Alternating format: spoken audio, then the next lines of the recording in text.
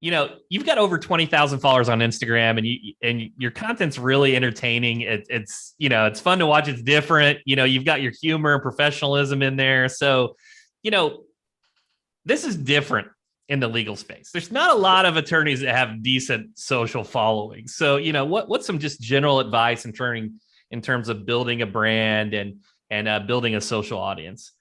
I think, like anything, I think you gotta just kind of, fake it till you kind of make it. I don't think I've made it, but by any stretch. But I think that at the very least, I feel much more comfortable, and I think that it's really just me. All of my stuff is really just taken from ideas that I get around the office that like actually happen. Like I'll be on the phone with an adjuster and they say something, I'm like, ding. Or like I watch a movie at night and I'm like, oh, that's a great quote, And I think that, first of all, these days, there's such an amazing community of plaintiffs attorneys out there that I never, working in New York and, being so deep into trial practice, I really didn't have that much time to go out and meet people in California or in Arizona or, in Florida, and really learn from them as well. And I think that is such an amazing thing with social media, that I've made so many friends on social, and that refer cases, and I'll refer cases to them, and that are just a great resource to learn from, that you might have questions about. And I think, just trying to be your authentic self. If you look at my stuff that when I first really started doing it, it was like me in a full suit in front of a green screen talking about New York car accidents. It wasn't me, Right. It looks silly now, but I think you have to try to be authentic. I think that the guys that really do it well, there's a lot of them out there. They're really, they know what their brand is. They know what they're good at and what their authentic, self is. And it really shows, So questions on this. So you're getting referrals. So it's like a peer, B2B peer based referrals from social strategy. I've talked to many of my clients. They're like, oh, we don't get anything from social. Now go look at their social following. They'll have 300 followers or 600 followers. And you're saying, hey, it's education, it's networking, communication. So I think it's just looking at it different from a goal perspective. Yeah, I mean, I think that each of these platforms, you need to understand what they do, okay, how they work. It's a social platform, so you have to go out of your way to be social. So like if you're following, you can't just be silent, and I'm not just talking about like the stuff that you post. Excuse me. If you like something, not only like it, but leave a meaningful comment that someone might actually appreciate, and that's the way that you make connections through this, and that you find out, oh, these are real people. I have a lot of common with them. We could be friends. I might see them one day, I have a lot in common with these people that I never even knew existed. So that's the way to do it. You really want to interact with them. I think that's a problem that a lot of people have, is not only that they kind of just post the same recycled stuff where you can, pay a social media marketing firm just to do for you.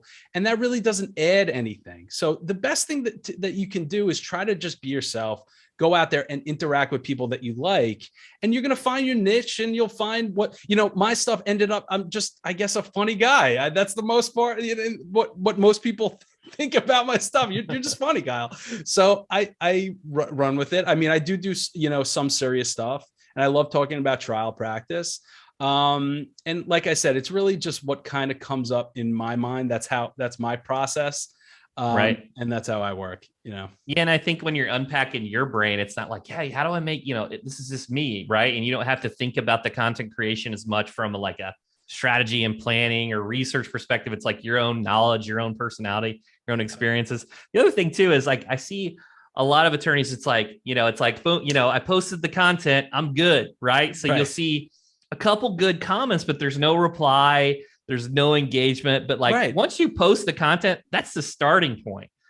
The next is because the engagement in the comments helps show it to more feeds, helps it get reshared, helps you get the follows.